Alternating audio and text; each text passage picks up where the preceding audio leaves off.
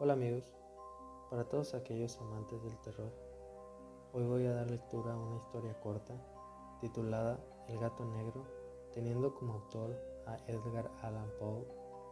El gato negro es un cuento corto, plagado de un vaivén de sensaciones envolventes que sitúa a un atormentado narrador y a su vez protagonista en una perspectiva y plano informativo donde advierte acerca de su penosa situación actual y los hechos que lo llevaron ahí. El desarrollo del cuento involucra un gato negro como elemento detonante de varias conductas y hechos en distintos momentos, que a su vez son consecuencia de la actitud mala del narrador y la posterior necesidad de enmendar sus equivocadas y viscerales acciones, aunque éste ya obró de una manera tal que no hay vuelta atrás al respecto de dicha situación. Es por eso que procederé a dar lectura a la primera parte de esta historia, El gato negro. Desde la infancia me destaqué por la docilidad y bondad de mi carácter. La ternura que me abrigaba mi corazón era tan grande que llegaba a convertirme en objeto de burla para mis compañeros. Me gustaban especialmente los animales, y mis padres me permitían tener una gran variedad. Pasaba a su lado la mayor parte del tiempo, y jamás me sentía más feliz que cuando les daba de comer y los acariciaba. Este rasgo de mi carácter creció conmigo y cuando llegué a la virilidad se convirtió en una de mis principales fuentes de placer. Aquello que alguna vez han experimentado cariño hacia un perro fiel y sagaz no necesitan que me moleste en explicarles la naturaleza o la intensidad de la retribución que recibía.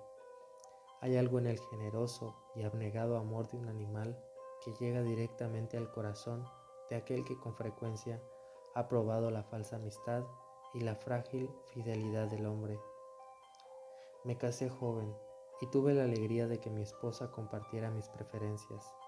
Al observar mi gusto por los animales domésticos, no perdí oportunidad de procurarme los más agradables de entre ellos.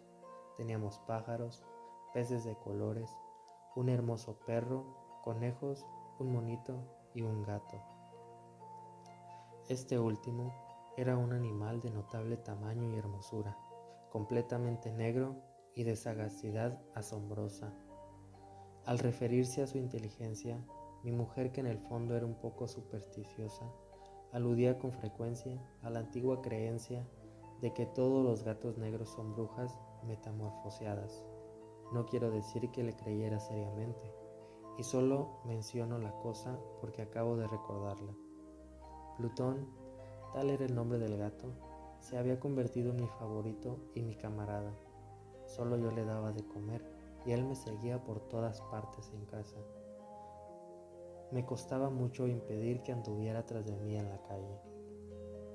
Nuestra amistad duró así varios años, en el curso de los cuales mi temperamento y mi carácter se alteraron radicalmente por culpa del demonio intemperancia.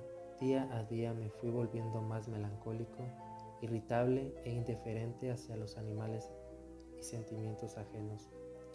Llegué incluso a hablar descomedidamente a mi mujer y terminé por infligirle violencias personales. Mis favoritos, claro está, sintieron igualmente el cambio de mi carácter. No solo los descuidaba, sino que llegué a hacerles daño. Hacia Plutón, sin embargo, conservé suficiente consideración como para abstenerme de maltratarlo, cosa que hacía con los conejos, el mono y hasta el perro, cuando por casualidad o movidos por el afecto se cruzaban en mi camino. Mi enfermedad empeoró, se agravaba, pues ¿qué enfermedad es comparable al alcohol? Y finalmente, el mismo Plutón, que ya estaba viejo y por tanto algo enojadizo, empezó a sufrir las consecuencias de mi mal humor. Una noche que volví a casa completamente embriagado, después de una de mis correrías por la ciudad, me pareció que el gato evitaba mi presencia. Lo alcé en brazos, pero, asustado por mi violencia, me mordió ligeramente en la mano. Al punto se apoderó de mí una furia demoníaca, y yo no supe lo que hacía. Fue cuando como si la raíz de mi alma se separara de golpe de mi cuerpo. Una maldad, más que diabólica, alimentada por la ginebra, estremeció cada fibra de mi ser, sacando del bolsillo del chaleco un cortaplumas.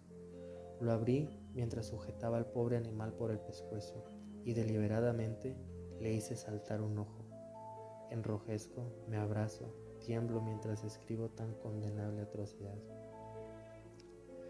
Cuando la razón retornó con la mañana, cuando hube disipado el sueño los vapores de la orgía nocturna, sentí que el horror se mezclaba con el remordimiento ante el crimen cometido, pero mi sentimiento era débil y ambiguo, no alcanzaba a interesar al alma.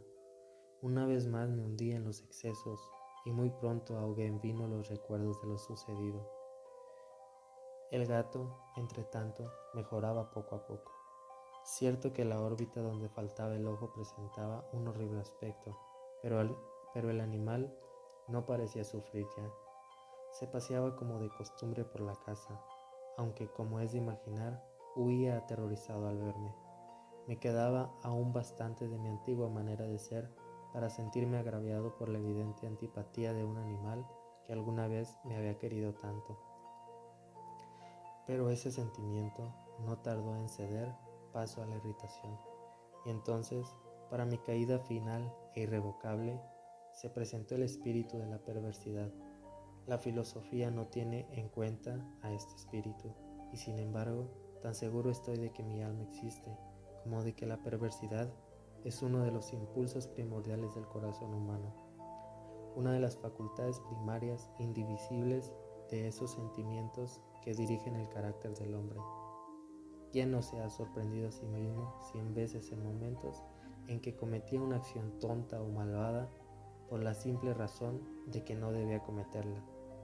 ¿No hay en nosotros una tendencia permanente que enfrenta descaradamente el buen sentido, una tendencia a transgredir lo que constituye la ley por el solo hecho de serlo? Este espíritu de perversidad se presentó, como he dicho, en mi caída final, y el insonable anhelo que tenía mi alma de vejarse a sí misma, de violentar su propia naturaleza, de hacer mal por el mal mismo, me incitó a continuar y finalmente a consumar el suplicio que había infligido a aquella inocente bestia. Una mañana, obrando a sangre fría, le pasé un lazo por el pescuezo y lo ahorqué en la rama de un árbol. Lo ahorqué mientras las lágrimas manaban de mis ojos y el más amargo remordimiento me apretaba el corazón. Lo ahorqué porque recordaba que me había querido y porque estaba seguro de que no me había dado motivo para matarlo. Lo ahorqué porque sabía que, al hacerlo, cometí un pecado mortal, que comprometería mi alma hasta llevarla, si ello fuera posible, más allá del alcance de la infinita misericordia del Dios más misericordioso y más terrible. La noche de aquel mismo día en que cometí tan cruel acción, me despertaron gritos de ¡incendio! Las cortinas de mi cama eran una llama viva y toda la casa estaba ardiendo. Con gran dificultad pudimos escapar de la conflagración, mi mujer, un sirviente y yo. Todo quedó destruido, mis bienes terrenales se perdieron y desde ese momento tuve que resignarme a la desesperanza.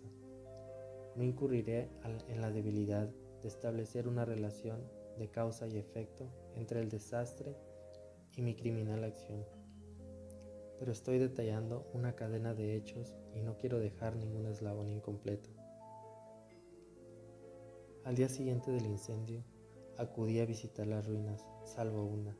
Las paredes se habían desplomado, la que quedaba en pie era un tabique divisorio de poco espesor, situado en el centro de la casa, y contra el cual se apoyaban antes la cabecera de mi lecho.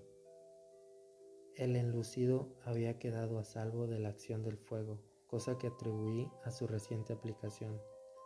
Una densa muchedumbre habíase reunido frente a la pared y varias personas parecían examinar parte de la misma con gran atención y detalle. Las palabras extraño, curioso y otras similares excitaron mi curiosidad. Al aproximarme vi que en la blanca superficie, grabada como una bajo relieve, aparecía la imagen de un gigantesco gato. El contorno tenía una nitidez verdaderamente maravillosa. Había una soga alrededor del pescuezo del animal. Al descubrir esta aparición, ya que no podía considerarla otra cosa, me sentí dominado por el asombro y el terror, pero la reflexión vino después en mi ayuda. Recordé que había ahorcado al gato en el jardín contiguo a la casa. Al producirse la alarma de incendio, la multitud había invadido inmediatamente el jardín. Alguien debió de cortar la soga y tirar al gato en mi habitación por la ventana abierta. Sin duda, habían tratado de despertarme en esa forma. Probablemente la caída de las paredes comprimió a la víctima de mi crueldad contra el enlucido recién aplicado, cuya cal, junto con la acción de las llamas y el amoníaco del cadáver, produjo la imagen que acababa de ver. Bueno amigos, esta es la primera parte de esta historia corta. Espero que les haya interesado un poquito cómo va el camino de esta historia. Es una bonita historia, una padre historia de terror y más bien terror psicológico. Espero que les vaya gustando y vamos a continuar con él en una segunda parte que va a estar aquí mismo en la página de Detodex. Muchas gracias por escucharnos y compartan el video y reaccionen a él también, y si gustan comentar y les gustó el video, adelante. Muchas gracias, hasta luego, nos vemos en otra segunda parte de esta historia corta.